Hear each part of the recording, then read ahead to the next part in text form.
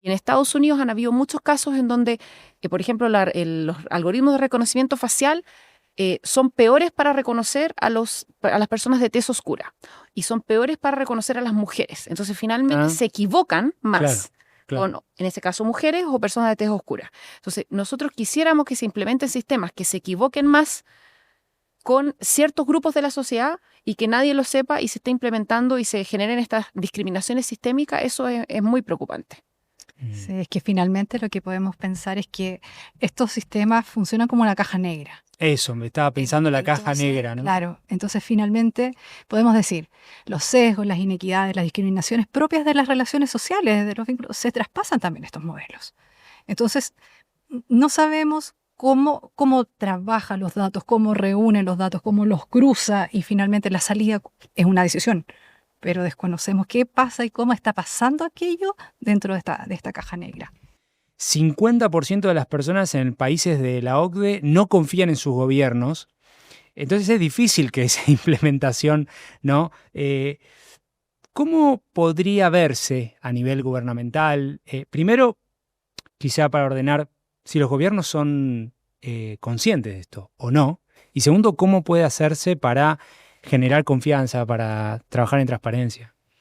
Si yo sé, por ejemplo, que construyeron este sistema protegiendo mis datos y que hay transparencia y que midieron los sesgos, si eso hace cambiar mi percepción de confianza con el organismo público.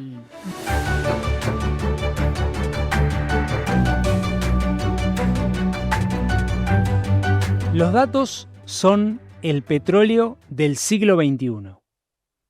Esta afirmación es del matemático Clive Humby, que la hizo en 2006. Y bueno, yo creo que tenía razón, pero al igual que el petróleo crudo necesita refinarse para convertirse obviamente en energía, los datos requieren análisis y refinamiento para generar valor a la sociedad. La llegada de ChatGPT, la herramienta de OpenAI, en 2022 marcó un antes y un después en la historia de la humanidad. Hoy, la inteligencia artificial está presente en casi todos los aspectos de nuestra vida. Sin embargo, estos sistemas todavía enfrentan una serie de desafíos, como lo pueden ser la equidad, la transparencia, la rendición de cuentas y la explicabilidad. El proyecto de algoritmos éticos desarrollado por el GovLab de la Universidad Adolfo Ibáñez, del cual hablaremos hoy, busca promover la implementación y gestión ética de datos e inteligencia artificial, tanto en el sector público como en el privado.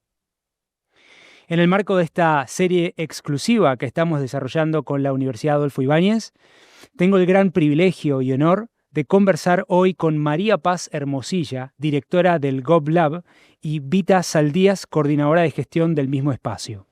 Te invito a acompañarme en esta conversación profunda donde hablaremos acerca de estos temas y mucho, mucho más. También te invito a sumarte a la comunidad de Impact Latam ingresando en www.impactlatam.co para hacer clic y recibir nuestro newsletter cada vez que lo enviamos y no perderte ningún episodio. Así que, sin mucho más, sean todos y todas bienvenidos al show.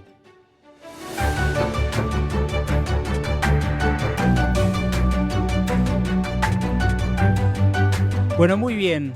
Qué lindo gusto, qué lindo honor. Bienvenidas, querida Vita, querida María Paz, a este nuevo episodio de Conversaciones con Impacto. Gracias por sumarse. Gracias a ti por la invitación. Sí, agradecidos de poder conversar de un tema que nos apasiona.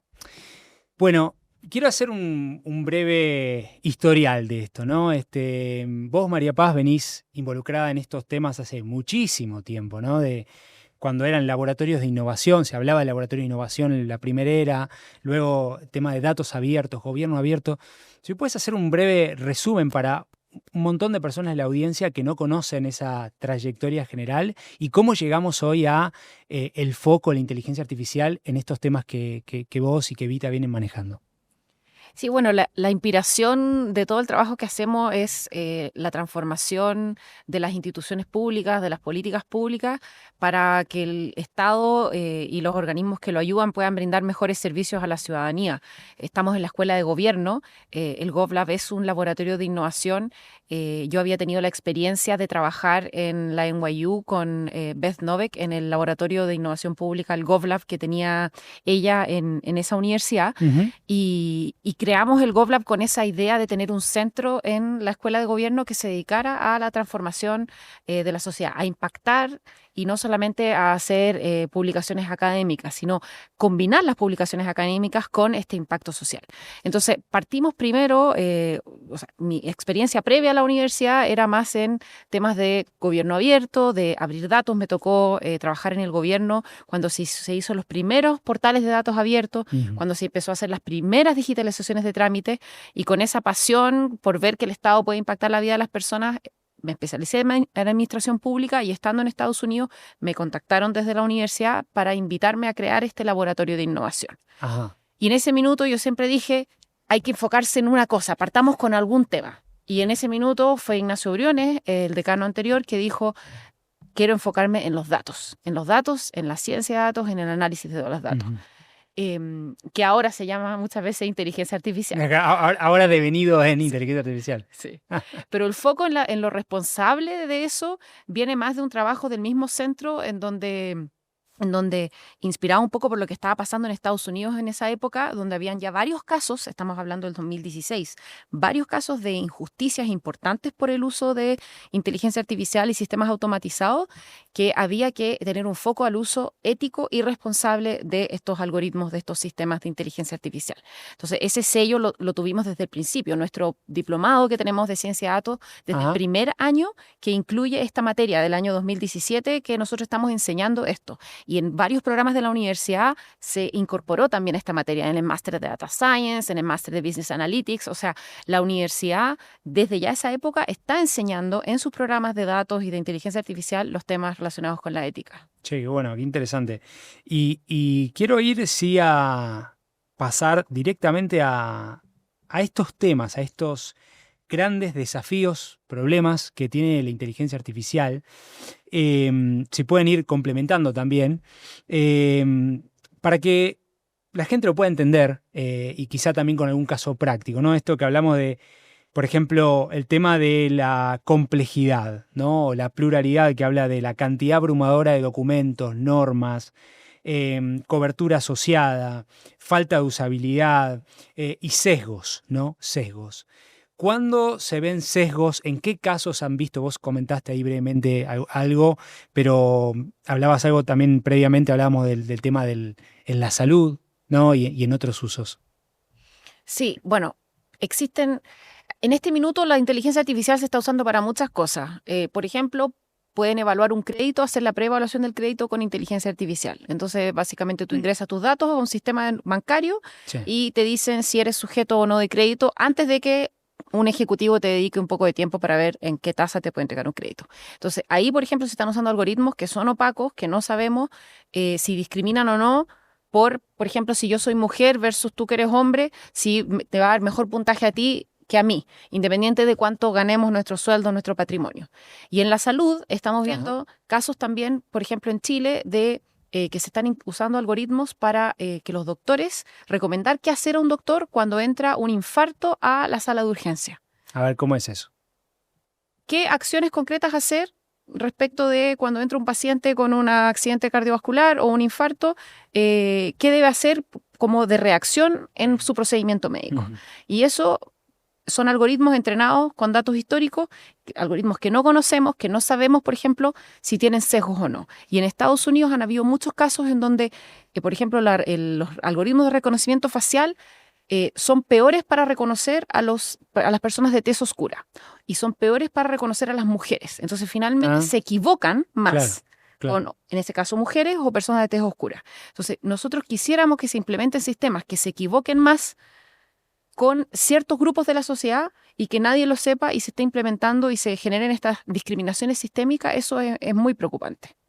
Sí, es que finalmente lo que podemos pensar es que estos sistemas funcionan como una caja negra. Eso, me estaba pensando en la caja Entonces, negra, ¿no? claro, entonces finalmente podemos decir, los sesgos, las inequidades, las discriminaciones propias de las relaciones sociales, de los vínculos, se traspasan también a estos modelos.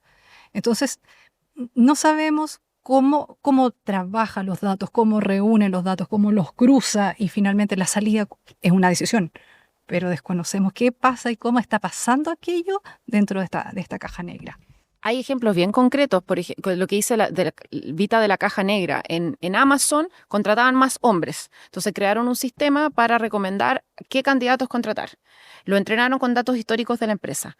Obviamente, recomendaba contratar más candidatos hombres. Claro, más Jeff Bezos. Sí. Claro. Entonces, finalmente ese proyecto tuvieron que eliminarlo cuando se dieron cuenta del sesgo. Entonces, la sociedad está llena de sesgos. Hay grupos sociales que están peor o mejor que otros, ¿no es cierto? Puede ser por clase social, por género, por raza, etcétera, por etnia. Entonces, si lo metemos en una caja que no sabemos cómo funciona, que no sabemos qué sesgos tiene, pero dejamos que tome decisiones, podemos estar afectando de manera importante los derechos de las personas. Sí. Y hay otros casos en los que, por ejemplo, lo que ocurrió con el CERVEL y el algoritmo para asignar locales de votación en el 2023. Las elecciones. Claro, para las elecciones. Tuvimos un algoritmo que acercó efectivamente a los adultos mayores a los locales de votación, por lo tanto el desplazamiento era menor. Fue check. Está bueno. Sin embargo, hubo en el manejo de la base de datos, hubo también errores importantes. Por ejemplo, una persona, este es un ejemplo, que vive en calle Curicó 1345 de la ciudad de Chillán, sí, le asignaron local de votación en la ciudad de Curicó. Entonces, el sistema confundió calle Curicó con ciudad Curicó y esa persona tenía 200 kilómetros de distancia el local de votación. Entonces, ¿qué hay tras esto? Tras esto no es solamente que las personas en el fondo se frustran porque los sistemas no funcionan, sino que también ahí hay un riesgo ético súper claro y que tiene que ver con que tenemos un derecho constitucional al sufragio. Claro. Entonces, estábamos limitando como Estado a que la persona, el ciudadano, emitiera su voto, por ejemplo. Y justamente quiero también rotarlo hacia el tema de la confianza, ¿no? Porque si es una caja negra es difícil confiar en ese algoritmo, en esa toma de decisiones. 50% de las personas en países de la OCDE no confían en sus gobiernos, entonces es difícil que esa implementación, ¿no? ¿Cómo podría verse a nivel gubernamental? Primero, quizá para ordenar si los gobiernos son conscientes de esto o no. Y segundo, ¿cómo puede hacerse para generar confianza, para trabajar en transparencia? Mira, yo te diría que nosotros trabajamos mucho con gobierno y sí hay una alta conciencia en los directivos públicos y en los funcionarios también de que hay un problema de confianza, ¿ya? Y eso es como una espina que todos que tienen y es la realidad de cómo se opera. O sea, se sabe que hay baja confianza y se vive la baja confianza en muchos procesos. Y también hay un deseo de transformar eso. O sea, yo eso sí lo he visto de las organizaciones con nosotros trabajamos. ¿Cómo logramos la confianza? Bueno, lo primero, haciendo las cosas bien, ¿no es cierto? Claro. Entonces, que los sistemas funcionen. Que cuando decimos que vamos, no sé, a reducir las filas usando un algoritmo, se reduzcan las filas, ¿no? Eso es lo primero, que se logre el objetivo. Pero segundo, también hay un tema además de justicia procedimental, de que el proceso la gente lo entienda y le parezca correcto o justo. Entonces, para que eso ocurra, necesitamos también que las personas entiendan cómo se están tomando las decisiones.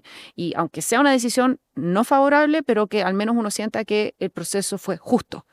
Y también hay muchos estudios que hablan de este tema de la justicia procedimental incluso en las empresas, en las instituciones. Sí. Entonces, para eso sí se necesita una buena comunicación y que a veces también que sea fácil reclamar, por ejemplo, que no sea imposible reclamar, porque eso también ayuda a que la confianza sea baja. Claro. Entonces, nosotros desde el GovLab hemos desarrollado una herramienta que es una ficha de transparencia que tú la puedes completar para tu sistema de inteligencia artificial y con esa ficha tienes la información mínima que tú debieras tener para poder comunicar en distintos formatos. Por ejemplo, armar unas preguntas frecuentes, después crear un video o publicar la misma ficha, pero por supuesto que vas a tener que tomar esa información, que es una información que tú le puedes pedir a la empresa que te hace un sistema o que el equipo mismo de tu organización que crea este sistema de inteligencia artificial complete, documente, y que con esa información luego tú puedas salir a explicar cómo es que funciona la decisión que toma o que apoya un sistema de inteligencia artificial. Ajá. Sí. Bueno, y en eso que mencionaba María Paz, una bajada es, por ejemplo, ante un beneficio social. Un vecino ve y escucha que su vecino sí obtuvo ese beneficio social y él no, y postularon y tenían aparentemente las mismas condiciones, cumplían los mismos requisitos.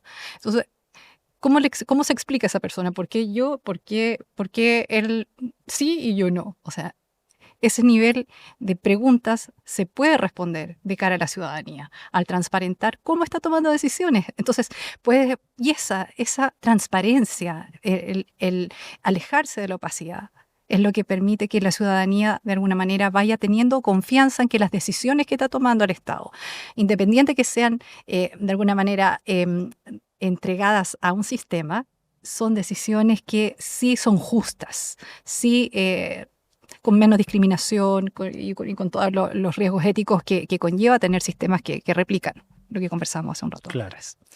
Y yo estaba pensando, digo, está esta ficha, están estas herramientas que ustedes dan.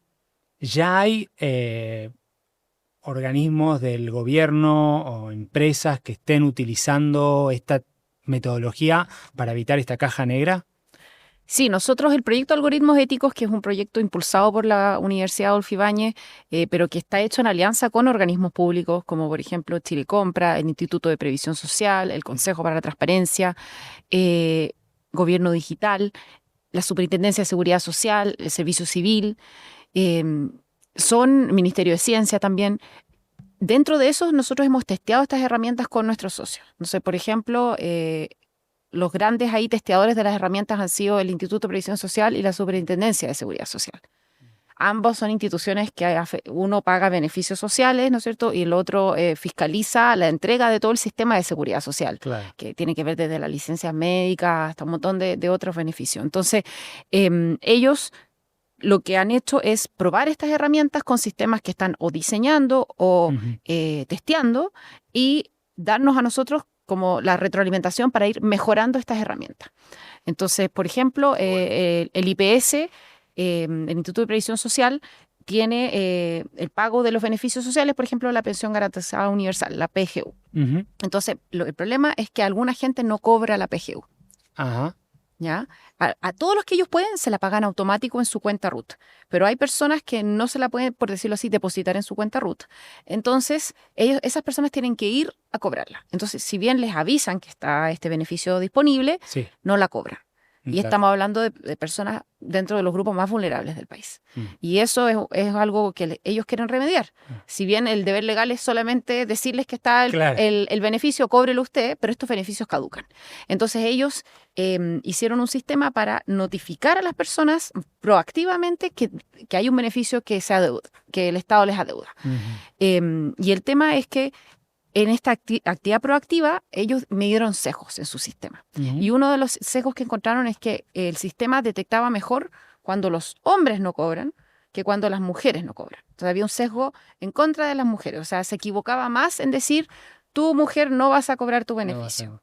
Entonces, si yo digo que esta mujer sí lo va a cobrar y no lo cobra, pero eso es un error, no hago una acción especial por contactarla.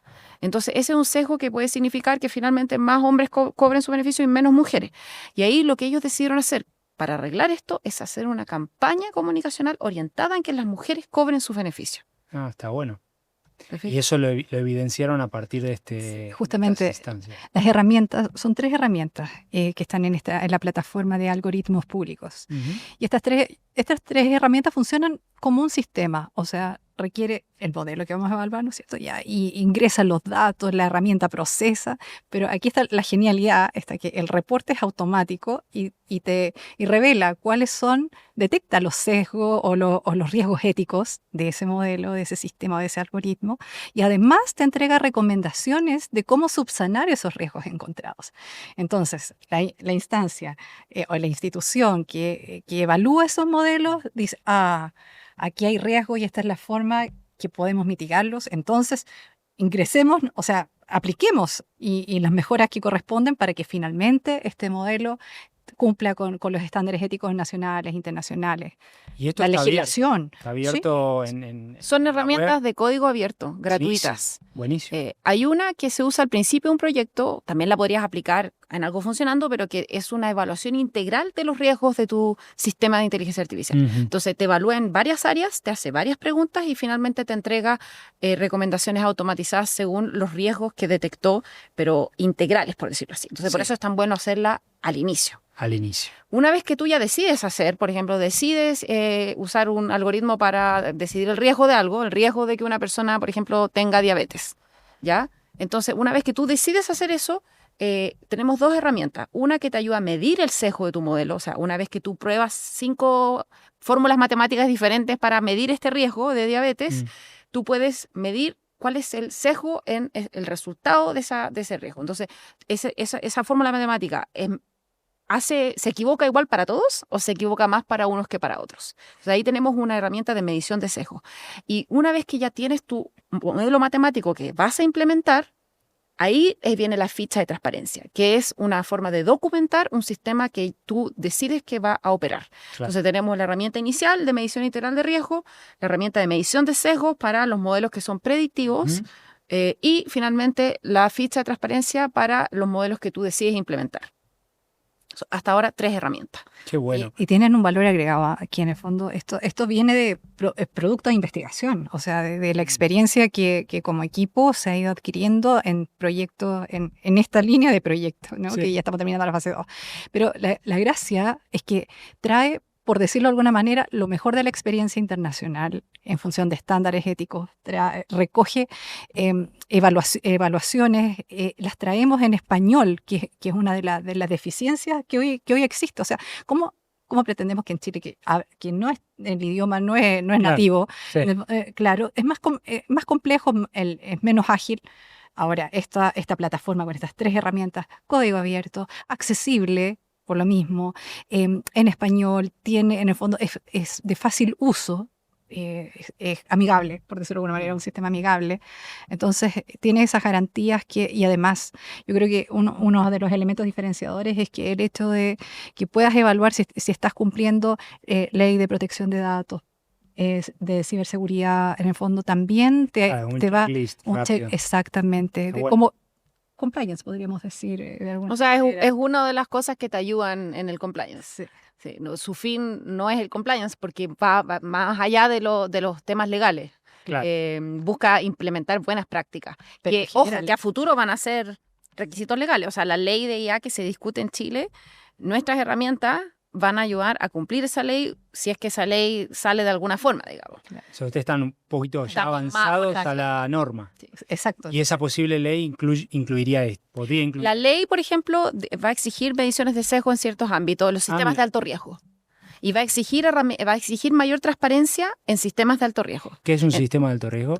En el cuerpo de la ley se habla de los que afectan significativamente los derechos de las personas. Como lo que hablábamos de seguridad social, y eso sería un sistema de alto riesgo. Trabajo, salud, educación, Mm. seguridad social. Todos esos son sistemas de alto riesgo. Que te recomienden o no una película, una canción, Da lo no. mismo. Eso no es necesario aplicar Claro. estas No tanto en precauciones. eso. Pero se afecta directamente a las personas, el bienestar de las personas Mm. es alto riesgo. Bueno, está buenísimo porque ustedes ya son como, están en ese trailblazer, ¿no? Ese estadio avanzado. Hay una empresa o una institución pública que dice, oye, ¿sabes qué? No sé cómo implementar, o sea, saber si estoy cumpliendo legislación, si Sí. estoy adecuada, si me acerco a estándares internacionales o no. Ven, o sea, pasen por aquí, evalúen, van a tener un reporte. Y además Implementen. está disponible como bien público acá. ¿no? Sí, O sea, nosotros tuvimos financiamiento primero del Banco Interamericano del Desarrollo y después de ANID, de la Agencia Nacional de Investigación y Desarrollo. bueno. Y con eso hemos podido disponibilizar estos bienes públicos. Miren qué interesante, pues esto no es solamente divulgación, sino es una práctica que creo que complementa, ¿no? La investigación que ustedes hacen desde el GovLab como entidad con este proyecto específico de algoritmos éticos, con el tema de investigación aplicada, ¿no? Que muchas veces son instancias de particular tensión en el nivel académico, no solamente en nuestra universidad, sino en las universidades en general, ¿no? Como recomendaciones también a colegas. Mira, el proyecto de algoritmos éticos tiene como un ethos de que todo lo que se va a convertir en una herramienta, una guía, una recomendación debe ser probado. Probado en casos reales, no solamente ser algo teórico o lo que los expertos creen que es útil. Entonces, para eso, cada vez que hemos decidido, por ejemplo, sacar un bien público, una recomendación, una herramienta, hacemos lo que se llaman los pilotos. Claro. Entonces, por ejemplo, con Chile Compra sacamos unas recomendaciones sobre cómo comprar inteligencia artificial incorporando estándares éticos. Qué bueno. Para llegar a eso, con FONASA y con la Defensoría Penal Pública hicimos licitaciones donde para sistemas específicos identificamos sus riesgos éticos y pusimos en las bases de licitación ciertos requerimientos para los proveedores. Y testeamos esto en procesos y de todo ese proceso hicimos también una consulta pública a la industria y de ahí salió las estándares de compra de inteligencia artificial. Entonces, no es que nos sentamos a escribir unos estándares de compra, sí. Claro. sino que lo vivimos en 2 licitaciones y de hecho las primeras fracasaron y en las segundas licitaciones sí logramos adjudicaciones y buen nivel de postulación. Entonces, también hay que fallar para salir con algo que se pueda usar. ¿Ya? Sí. Y las herramientas lo mismo. Tenemos el IPS, tenemos la Superintendencia de Seguridad Social, testeando esas herramientas y hemos estado en un proceso de capacitaciones, Vita, no sé si quieres contar ahí porque Sí. muchos servicios públicos están participando. O sea, yo creo que nosotros como centro buscamos impactar, incidir en verdad. Entonces, incidir. No solamente, en el fondo, el paper es súper importante porque es resultado de una investigación y vamos con eso también porque trabajamos con académicos que son parte de nuestra estructura, investigadores asociados. Queremos ir más allá y en esa construcción es que co-creamos lo que hacemos. O sea, no solo buscamos que en ese testeo buscar la experiencia de quién lo va a usar finalmente. Nosotros, en este caso, somos como mediadores entre la necesidad y quién finalmente va a utilizar. Entonces, esa co-creación le da una riqueza importante y por lo tanto es aplicada, es ajustada a quien finalmente lo va a utilizar. Entonces, finalmente logramos hacer un match muy interesante entre socios públicos, socios privados. Traemos la investigación y los resultados también desde la academia y, por supuesto, la aplicación siempre en función de lograr incidir y modernizar y transformar nuestro Estado, que finalmente es lo que buscamos como centro. Y en esa lógica, lo que dice María Paz y pregunta, hemos tenido capacitaciones, charlas informativas y capacitaciones en esta etapa de testeo de nuestras herramientas para que se vayan evaluando distintos sistemas. Venga, el Servicio Público X dice, ya participo en esta capacitación, se inscribe, ha sido muy bueno, con mucha divulgación. Y eso que logramos nosotros con atraer esos modelos, retroalimentar nuestro sistema, mejoras continuas, para poder llegar a lo que se conoce como producto mínimo viable, ¿verdad? Y poder decir, ya, listo, tenemos nuestras herramientas optimizadas y en el fondo cumpliendo con el rol que nosotros esperábamos, pero que fue confirmado finalmente por la experiencia que adquirimos a través del trabajo con casos reales, como decía María Paz, y con el sector público.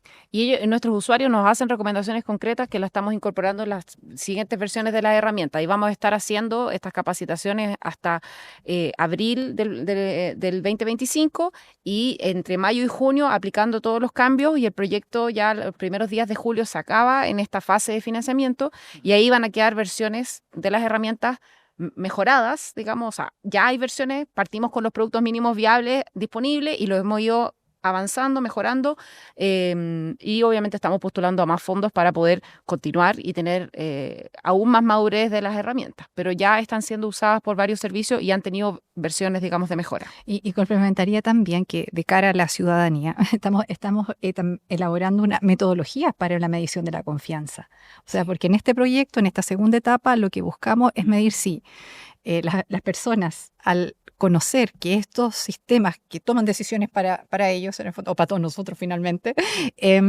son éticos o cumplen con estándares éticos, si efectivamente hay una mejora en la confianza o no de las personas, al conocer que cumplen estos estándares. Claro, y eso también lo estamos testeando, es una metodología que la idea es, si yo sé, por ejemplo, que construyeron este sistema protegiendo mis datos y que hay transparencia y que midieron los sesgos, si eso hace cambiar mi percepción de confianza con el organismo público.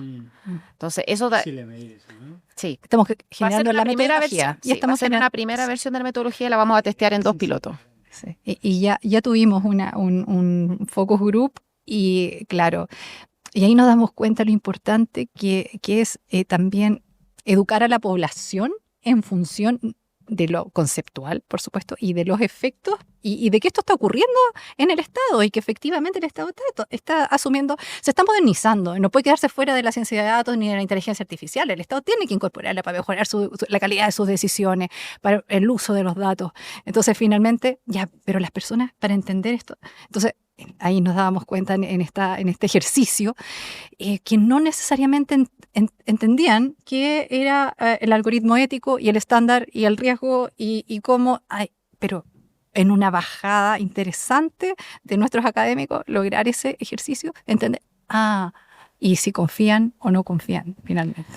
Robustecer los mecanismos de transparencia me parece un tema fenomenal, así que ya saben, todos aquellos que quieren ingresar en el proyecto de algoritmos éticos pueden verlo, está disponible, úsenlo, ¿no? Digamos, es la idea que lo puedan usar y obviamente vamos a dejar un link en las plataformas con sus contactos y también con cada una de las instancias para también quizá recibir retroalimentación de otros países, creo que es bueno. Sí quiero destacar algunos casos o instancias que me parecieron súper interesantes. Este tema de la fiscalización medioambiental, el tema de humedales, ¿no?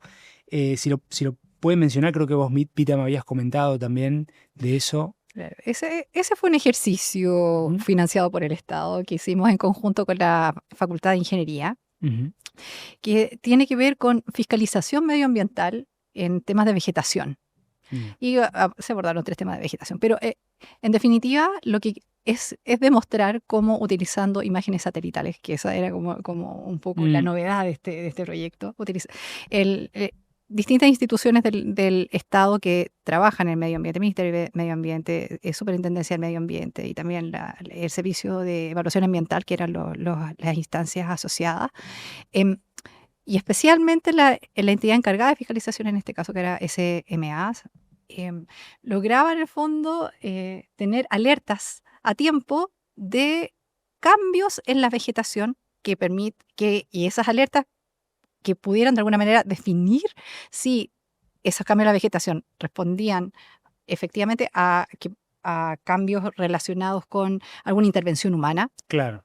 No sé, talas, no sé, en el fondo, y cómo la ciencia de datos viene a contribuir a poder mejorar la priorización de los recursos para acudir como ente fiscalizador a ver qué es lo que está pasando ahí. Claro. Entonces, determinar, la ciencia de datos contribuye a la priorización, ¿no es cierto? Ayuda a priorizar, ayuda a agilizar los procesos, a tomar mejores decisiones. La inteligencia artificial es una derivada y un subconjunto de esto, pero finalmente cuando tú montas al servicio de la toma de decisiones en el Estado, también estás contribuyendo precisamente a que el Estado sea más ágil, más eficiente, también mejorar la calidad de las decisiones y, por supuesto, la confianza en esa toma de decisiones. El tema de la vegetación, por ejemplo, el bosque, eran 3 tipos de vegetación, el bosque de la zona central de Chile, los humedales y ¿cuál era el tercero? Turberas. Las turberas, que es una planta propia de la zona, por ejemplo, de Chiloé. No la conozco también. Es como un tipo de arbusto, bajito. Entonces, ¿qué es lo que pasa? Alguien puede estar talando un bosque y si nadie lo denuncia, ¿Cómo tienes forma de saber? ¿Cómo sabes? Claro. Pero el Estado tiene imágenes satelitales y la idea es que puedas tener algoritmos que las recorran automáticamente y te digan, mira esto. Y ahí alguien, un ser humano, lo ve y, por ejemplo, decide mandar un dron. Y Bueno. después, si el dron confirma que hay algo, luego manda un equipo con camioneta, con funcionarios.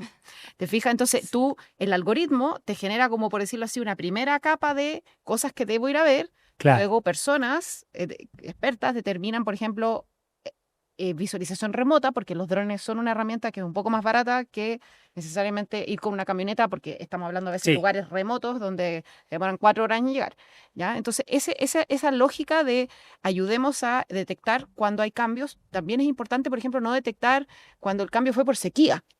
Porque, porque lo que te interesa es la tala, no la sequía. Y eso fue súper difícil de lograr, de hecho, pero se logró. Entonces, los equipos de la Facultad de Ingeniería trabajaron mucho etiquetando los datos y haciendo los algoritmos para diferenciar la sequía de la tala, por ejemplo, de bosque, que científicamente no estaba resuelto. No es que pudiéramos ir a comprar o ir a sacar de la librería de GitHub, de un repositorio, el algoritmo que diferenciara entre sequía y tala. Claro. Había que crearlo, había ciencia. Pero la ciencia que le sirve a una institución pública, que en este caso es la Superintendencia de Medio Ambiente. Porque imagínate el fiscalizador yendo a ver por una denuncia y resultaba ser sequía. Sí, y claro. no pérdida de tiempo. No, y además... Y recursos. Y me parece espectacular esto, también lo pensaba en otro uso, que son los bonos verdes, no sé si los conocen, que generalmente las empresas compran para la compensación de carbono, y ahí es un temazo eso, porque muchas veces es como, bueno, sí, plantamos árboles aquí, ¿no? Y es como... Sí, ¿lo hicieron o no? Claro, sí, o no, o peor aún, que era la pregunta que pasa con líneas aéreas y demás, como que plantamos árboles aquí, ok, pero no eran autóctonos, entonces ¿qué estamos haciendo? Le estamos haciendo mal al ecosistema, ¿no? Entonces como que hay un montón de estas cosas que creo con imágenes satelitales, y lo del dron me parece espectacular, ¿no? Mandar un dron antes, me encantaría que toda esta dinámica sea más así, y sobre todo para incendios, me parece, ¿no? Que también quizá podría tener...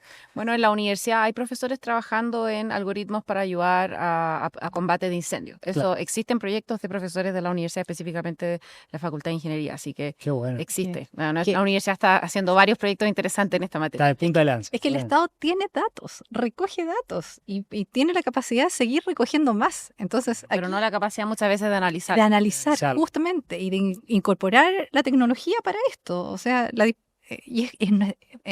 para eso nosotros trabajamos y intentamos aportar. Exacto. Y me voy a ir al mundo privado, ¿no? Estamos hay un caso de este trabajo que hicieron con la aceleradora de startups, Magical, que es esta herramienta de inversión responsable, Fair Venture, FAI. Contanos un poquito de esto. Me parece que está bonito, yo nunca lo había escuchado, y no sé, me parece como algo fenomenal. Sí, el objetivo de esa herramienta era ayudar a los fondos de Venture Capital y a las startups que buscan inversión en su tecnología con inteligencia artificial, en el fondo ambas partes, ayudar a diagnosticar el riesgo de invertir en este proceso. Entonces, por ejemplo, una startup que está creando algoritmos para ayudar a detectar enfermedades. Claro. ¿Ya? Entonces, el fondo que le va a dar la inversión tiene que saber que hay una dimensión especial de esto porque son algoritmos que se van a usar en un ámbito crítico de las personas, ¿no es cierto? Diagnóstico de la enfermedad de la salud. Entonces, lo que hace esta herramienta es que son 21 preguntas que tú vas contestando, las puedes contestar en 1 hora y te genera niveles de riesgo, ¿ya? Ajá. Y por distintos ámbitos. Entonces, esto en el proceso de due diligence que cualquier fondo de inversión le hace a una empresa, esto es un ámbito más del due diligence.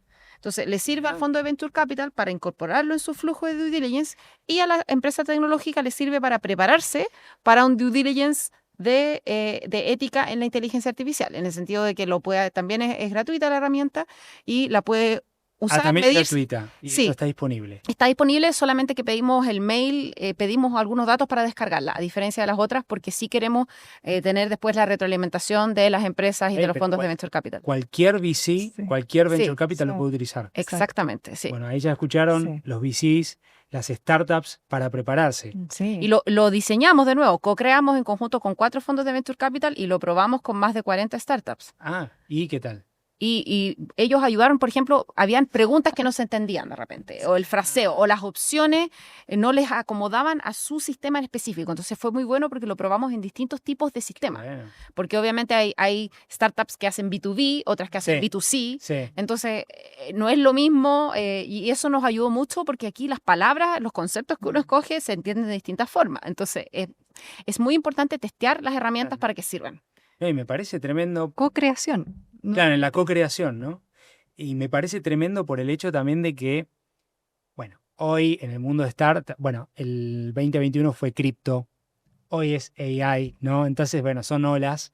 Y creo que esto va también bajando la espuma, por decir de una manera, de lo que, bueno, ¿hay algo de inteligencia artificial acá o es simplemente un Excel rearmado? Sí, No, claro. como que hay mucho de eso y creo que los VCs mismos también hasta ahora que yo he visto es, bueno, tráeme a alguien que sepa inteligencia artificial, porque yo no tengo ni idea, porque no saben muy bien, es como que a veces la promesa, ¿no? Y creo que ustedes, esto de bajar el riesgo no me parece para nada menor. Para nada menor. O sea, es medir el riesgo, es identificarlo en este caso, porque Claro. la herramienta en sí, no, esa en particular, en una fase posterior podríamos tener recomendaciones, pero solo Claro. lo mide, pero te explica también de dónde viene ese riesgo, o sea, te muestra de Pero qué tiene- dimensiones, qué preguntas, etcétera. Pero es muy importante que si no medimos los riesgos, imposible gestionarlo, Sí, pero claro. imposible. Hay que identificarlo. Bueno, hablamos de varias cosas. Sí me quiero ir a, bueno, obviamente está este proyecto que ya lo hemos conversado, pero me gustaría hacer como una visión más específica de más macro, ¿no? En Chile hay o se está generando, ustedes me corrigen, una política nacional de inteligencia artificial, ¿no? Y ahí me surgen dos instancias. Uno, ¿qué tiene que hacer Chile para estar a la vanguardia de temas de IA? De hecho, Estados Unidos está tomando la delantera ahora con todo lo de Trump y el proyecto Stargate. ¿Cómo hace Chile para estar a la vanguardia y por qué es importante tener una política nacional? ¿Qué piensan ustedes? Bueno, lo primero, decir que ya tenemos una política y que ha sido actualizada. O sea, la primera política se lanzó el año 2021 Del 2020. y después, bajo este gobierno, se actualizó y se lanzó el año pasado. Ujú. ¿Ya? Creo que fue en mayo que se lanzó la actualización de la política. Entonces, ahora, una cosa es tener una política, ¿no es cierto?, que es como una declaración de intenciones, donde uno dice estos son los principios que nos rigen, estos son Claro. los objetivos que tenemos, estas son las actividades que distintas personas van a hacer, y la otra es que ocurran cosas en la realidad. De hecho, en la primera política, el 60% de las acciones eran como proyectadas, no estaban ocurriendo. Claro. No tenían ni siquiera como alguien que era dueño de esas acciones, eran recomendaciones. Entonces, realmente una cosa es la política y la otra es la realidad. Sí. Pero una política, ¿qué sirve? A poner de acuerdo a todos los actores, a tratar Claro. de coordinar acciones. Y en ese sentido, nosotros como Chile no podemos aspirar a ser líderes mundiales, probablemente líderes en América Latina. De hecho, el índice latinoamericano de inteligencia artificial muestra que Chile ya es uno, en varios ámbitos, es líder en inteligencia Mira. artificial. No sabía. Entonces, dentro de América Latina, obviamente podemos aspirar a ser líderes, pero hay desafíos. Por ejemplo, hay desafíos de cómputo, hay desafíos también en uso responsable de la inteligencia artificial. Yo creo que tenemos que buscar, yo siento que hay oportunidades en la región, por ejemplo, de si se juntan datos en ámbitos, por ejemplo, como la salud, de mejorar la detección de enfermedades, pero basados con datos de nuestra región, porque muchas de las investigaciones Claro. que existen en salud del mundo se basan en datos de países nórdicos o de Estados Unidos o de Europa, ¿no es cierto? Con otra genética. Entonces, están resolviendo los problemas nuestros porque estamos usando datos de otros lugares. El mismo IMC está muy cuestionado, ¿no es cierto? El índice de masa corporal, Sí. eso no es IA, pero es un algoritmo. Claro. Pero es un Lo indicador. usan en Y que cómo fue construido. Ah, Entonces, no hay un sabía. montón de cuestionamientos. O sea, muchos de las formas de medir el mundo están hechas con datos del norte. Entonces, yo creo Claro. que también hay un espacio para que desde Chile, con datos del sur, podamos Bueno. crear algoritmos que resuelvan problemas. Pero para eso probablemente vamos a tener que mirar más a América Latina y no solo Chile, porque somos 18 millones y los brasileros, hay otros Sí. países que son más grandes que nosotros. Sí. La política activa. Sí, Es es verdad. Y es Pero hay que tomar esto. es una política, no es una ley. No, no es una ley. Hay un proyecto de ley que se está discutiendo, que ya ha avanzado impresionantemente porque hay muchas otras leyes y esta ha logrado avanzar al menos un poco. Y ahí se establecen varios requisitos para sistemas de alto riesgo. El proyecto de ley está muy modelado en el proyecto de ley europeo, que los europeos sí ya tienen una ley de inteligencia artificial, sí, que está empezando a entrar en vigencia. Todavía no entra completamente en vigencia, pero la ley chilena está muy modelada en torno a esa ley. Y nuestras herramientas que tenemos en el GovLab, que las pueden encontrar en algoritmospublicos.cl, van a ayudar, si Chile decide sacar una ley de inteligencia artificial, varias de las cosas que están en el borrador, nosotros con nuestras herramientas ayudamos al compliance de la ley. Bueno. Por ahora son todas buenas prácticas. Claro. Pero recomendación. Sí. Más adelante se exigen por ley, obviamente vamos a estar en otro mundo, pero sí. Por ahora es una ley. Por ahí escuché que la ministra vocera decía que querían tratar de sacarla antes del final de este gobierno, pero está por verse, ¿no es cierto? Queda poco. Sí. Pero todo impulsa hacia allá. Sí. O sea, todo el ecosistema. En América Latina está creciendo la regulación de IA. Eso. Así que para allá va la micro. Si va a demorarse 2, 5 o 10 años es otro tema. Sí, claro. Pero tiene que ser pronto. Porque si no, esto no viene como una ola y nos va a coger a todos nada más y vamos a tener que tratar de nadar en eso. O sea, Chile tiene que tener un piso básico y un entramado que de alguna manera permita mitigar todo lo que viene y enfrentarlo como un desafío. Qué bueno esto que digas que en algunas categorías Chile es líder en esto, ¿no? Sí, ese índice lo indica. Bueno, y en ese índice también mencionan este proyecto como una iniciativa innovadora y con de gobernanza. En una de las áreas que miden, que es gobernanza, destacan este proyecto. Pero obviamente miden infraestructura, miden uso, desarrollo, distintas cosas. Me diste el pie de gobernanza. Si queremos aprovechar los beneficios positivos de la inteligencia artificial, primero necesitamos cambiar su gobernanza y asegurarnos de que estas tecnologías se diseñen de una manera más participativa, con aportes y supervisión de audiencias diversas, incluyendo a aquellos más afectados por las tecnologías. Esto es Beth Novak del NYU, ¿no? Que es la universidad donde vos comentabas que estuviste. ¿Cuáles son los principales desafíos de la gobernanza de IA? Bueno, en este minuto el desarrollo de la IA está dominada por algunas empresas, básicamente a nivel mundial, que son las grandes tecnológicas, otras más pequeñas, pero muy poderosas, ¿no es cierto?, como OpenAI. Y entonces, los gobiernos están, por decirlo así, poniéndose al día, empezando a tratar de poner ciertas reglas del juego. Hay muy poco de saber cómo se están implementando estas reglas del juego, si está resultando controlar alguno de estos sistemas. O sea, básicamente hay mucho libre albedrío en este minuto, honestamente. La FDA de Estados Unidos, ¿no es cierto?, que regula las drogas y las normas de la comida y de las drogas, está de a poco tratando de regular un poco en ciertos como aparatos médicos, pero aquí básicamente hay mucho laissez-faire en este minuto. Hoy es... Lo que pasa es que es reactivo. Hoy es reactivo. O sea, está muy libre. Sí, claro. Sí, muy libre. Como que prevenir es más anticiparse en el fondo. No es tan simple porque esto, como dices tú, libre albedrío da pie para creaciones que en el fondo son inimaginables quizás para quienes están legislando también. Entonces tomar los resguardos debidos antes vamos siempre un poco atrás. Y las instituciones están implementando esto sin tener política, o sea, en verdad estamos en bastante pañales. Ahora, los organismos internacionales se han movilizado. La ONU creó un consejo que quieren después sacar como una especie de declaración, ¿no es cierto?, de la IA. La UNESCO sacó hace ya el 2021 las recomendaciones de la ética de la IA, adhirieron 192 países. Para eso sacaron 2 herramientas. De esas herramientas, una la están implementando a nivel gobernanza país y la otra, que es a nivel de proyecto, nosotros nos ganamos un contrato para actualizarla. Entonces todavía está todo muy incipiente y todo es muy como de adhesión voluntaria, hay poca exigencia, digamos. Los europeos son los que han liderado porque ya sacaron esta ley que va a entrar en vigencia. Se aprobó el año pasado y creo que partían algunas regulaciones 6 meses, otras 1 año y creo que máximo 2 años para que estuviera así como completamente en vigencia. O sea, recién a finales del otro año probablemente vamos a empezar. O sea, vamos a poder tener la oportunidad de empezar a estudiar cómo va la implementación. ¿De qué ¿no? va la implementación? Sí. Varias cosas que me preocupan ahí que van más por otro tinte, que es que hoy estamos yendo a fuera de la regulación, sobre todo a partir de Estados Unidos y ciertos gobiernos. Entonces como que ahí hay que ver cómo se enganchan, ¿no?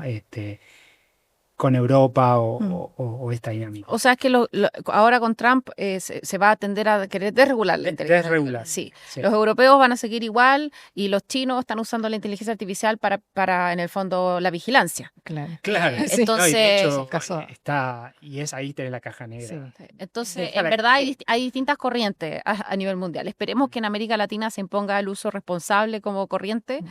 Eso al menos lo que yo esperaría, pero todos están participando, o sea, nosotros nos invitan a estar en grupos internacionales, Ajá. están todos discutiendo de ética, o sea, de regulación de la inteligencia artificial y muy pocas personas lo están haciendo en la práctica.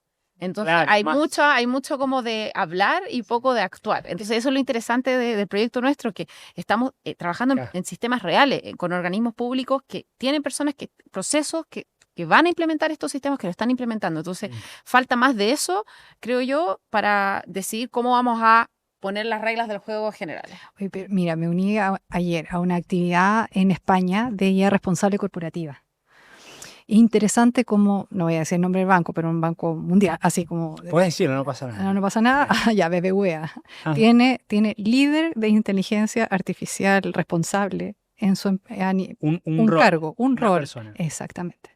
Entonces tú dices, efectivamente hay sectores que sí están tratando de incorporar y dar, alineándose por supuesto en ese caso a la legislación de la Unión Europea, pero también considerando para sí mismos en su gestión el incorporar la responsabilidad en el uso de la inteligencia artificial.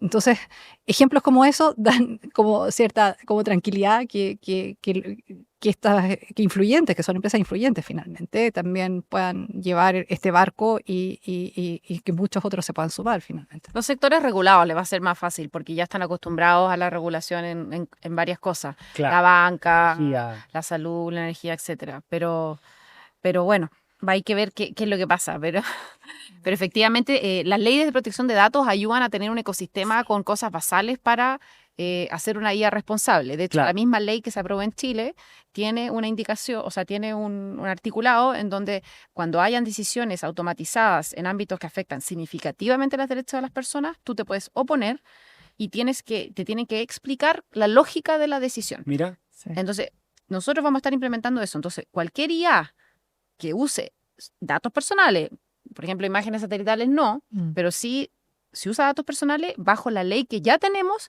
vamos a tener como organización, empresa, organismo público, que explicarle a la persona y esa persona va a tener derecho a oponerse a esa decisión automatizada y va a poder pedir que lo haga un ser humano y no una máquina. Claro. yo creo que la mayoría va a pedir eso. Pero las personas no saben. Las aplicaciones despiden automáticamente, cierran las Sí, cuentas sí. automáticamente. Claro. Imagínate, si tú eres trabajador de Sí, aplicación, lo vi en... te cierran tu cuenta de manera automática y te quedas sin trabajar. Ah, en la las aplicación, aplicaciones sí. vos decís tipo En Uber, Rappi, sí. Tiene, con algoritmo. sí, pues, Claro. automatizadamente. Necesito- Probablemente no son de IA, probablemente son de reglas, ¿no es cierto? Es como, pero todo esto, afecta. Claro. pero te lo hace automatizadamente. Sí. Bajo la nueva ley, ¿Y a quién le vas a reclamar? a la empresa, no, a la Agencia Nacional de Protección de Datos Personales. Ah, bueno, que hay se va a un crear. Hay un lugar. Pues. Sí, y en ese proceso estamos. Mirá, tremendo, ¿eh? Sí. Así como contaste que había en el BVA un líder de... ¿cómo era? Inteligencia artificial responsable. Sí. Y dijimos que Estados Unidos está como saliendo de la regulación, pero también pusieron un Chief AI o un SAR, le dicen, ¿viste que le dicen?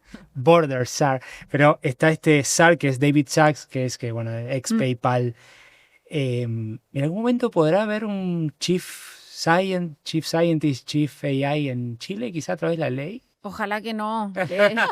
No, es que primero necesitamos otras cosas. Claro. Necesitamos que los datos que los datos interoperen entre los organismos Primero, públicos. que Esto funcione. es como la pirámide de Maslow, pero aplicada a la IA. Claro, Cosas que son ok. básicas. No se en esta necesita construcción. un rol personas. O sea, necesitamos un rol primero de gobierno digital y datos y necesitamos, por ejemplo, una mayor jerarquía del tema de gobierno digital y datos en el Estado de Chile, Ok. que en este minuto es una secretaría adentro de un ministerio. Claro. Ajá. ¿Ya? Podría ser un ministerio. No sé si un Una ministerio, agencia. pero al menos un... Una Un ente, agencia un vendría ente. como algo. O sea, es que Un ente. depende... Ahí Bueno, cada es uno una tiene su definición, opinión. es una Pero definición. yo creo que necesitamos mayor jerarquía política Sí. para los procesos de transformación del Estado. Y en Ok. este minuto eso no existe. O sea, no hay un subsecretario, al menos una subsecretaría encargada de impulsar esto. Mm. Entonces, cuesta avanzar en eso. Entonces, yo no pondría a alguien impulsando la IA porque la IA necesita datos y los datos tienen altas deficiencias. Entonces, necesitamos, que al menos a nivel estatal, preocuparnos de lo básico, que tiene que ver con brindar mejores servicios a la ciudadanía, donde la IA va a tener un rol.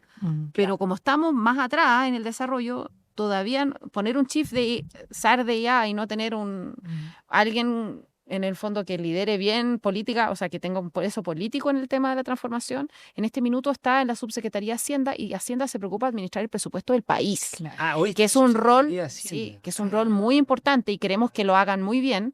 Por lo tanto, no es lo mismo administrar el presupuesto del país que impulsar la transformación de los servicios públicos. Claro.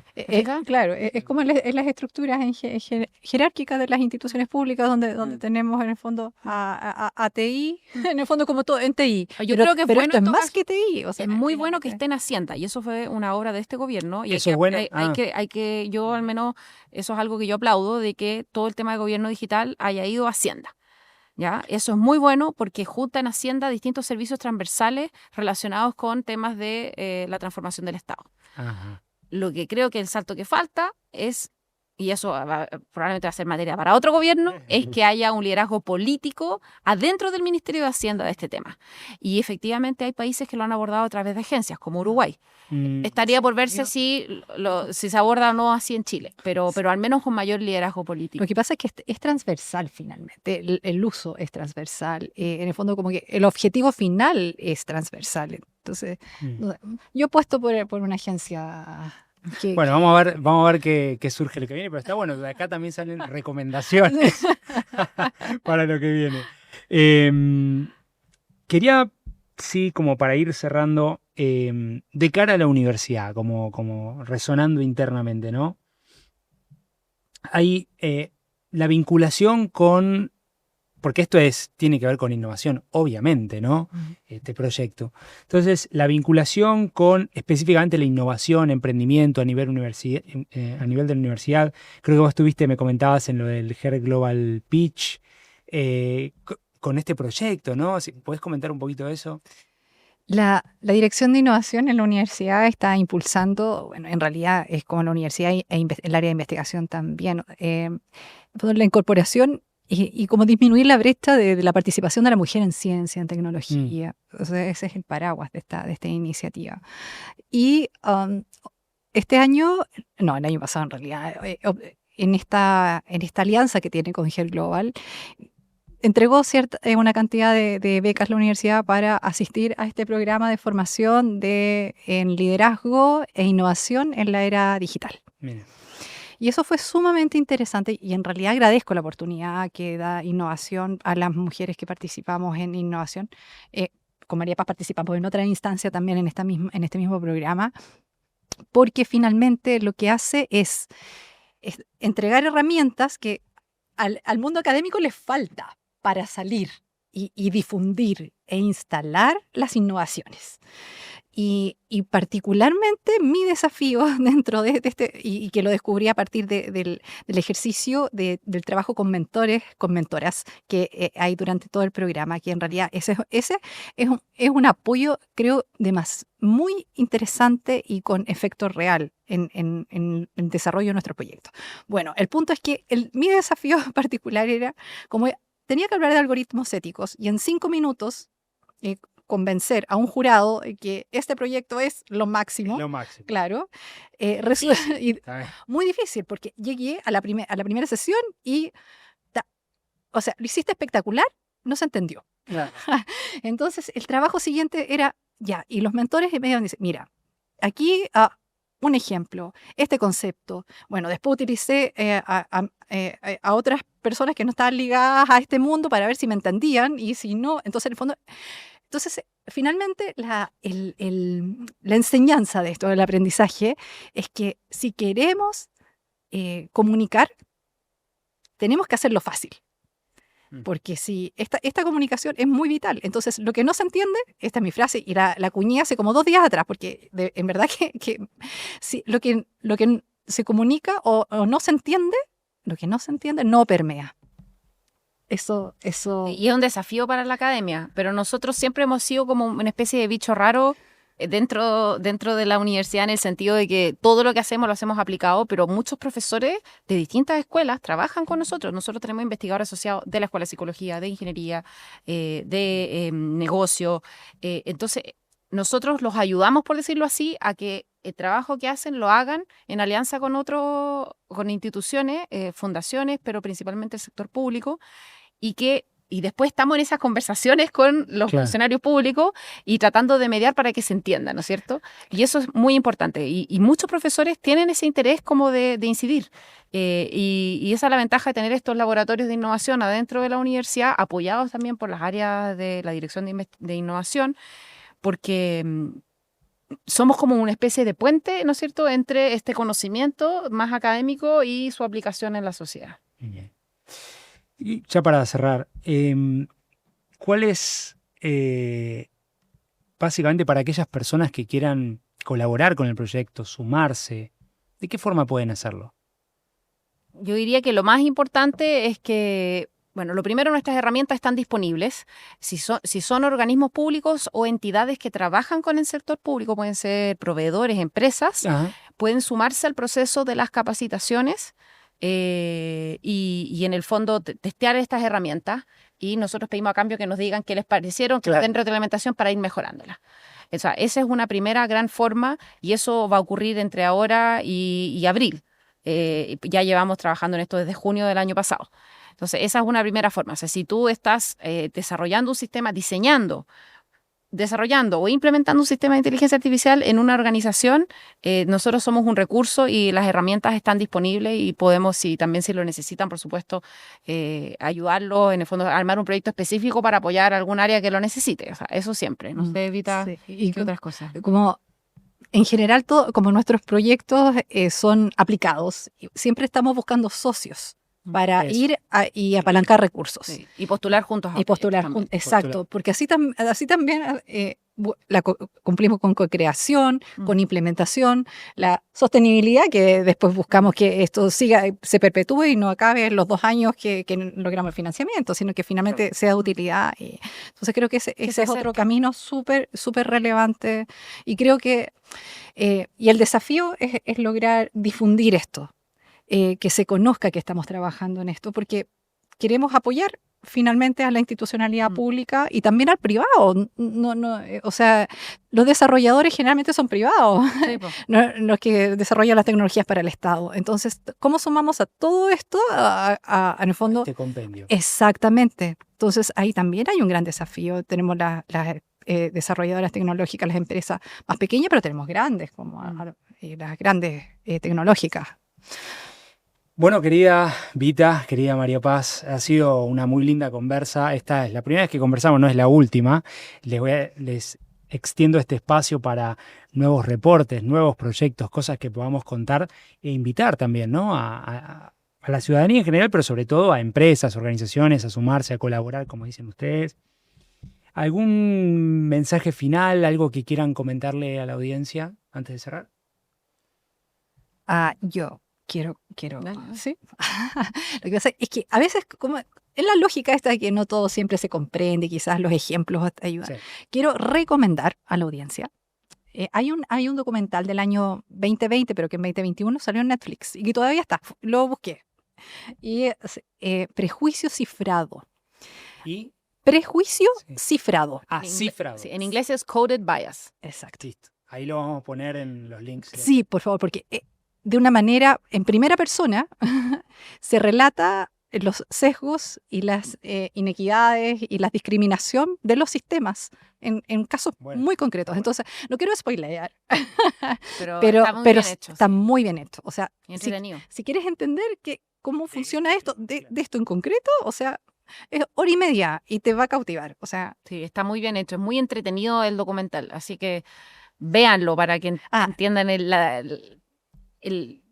todo lo que esto implica, en el fondo, qué consecuencias tiene sobre las personas. y la protagonista creó la Liga de la Justicia Algorítmica. Verás la Liga de la Justicia. Ajá, sí, así es que todos tienen que verlo, de verdad. Bueno, muchísimas gracias, Vita, muchísimas gracias, María Paz, y muchísimas gracias a todos y cada uno de ustedes por prestarnos su tiempo, su oído, su oreja y compartir con nosotros esta linda experiencia. Nos estaremos encontrando en el próximo episodio de Conversaciones con Impacto con mucho más de estos temas que mueven hacia un mundo más inclusivo, regenerativo y sostenible. Como siempre digo, donde sea que estén, buenos días, buenas tardes y buenas noches.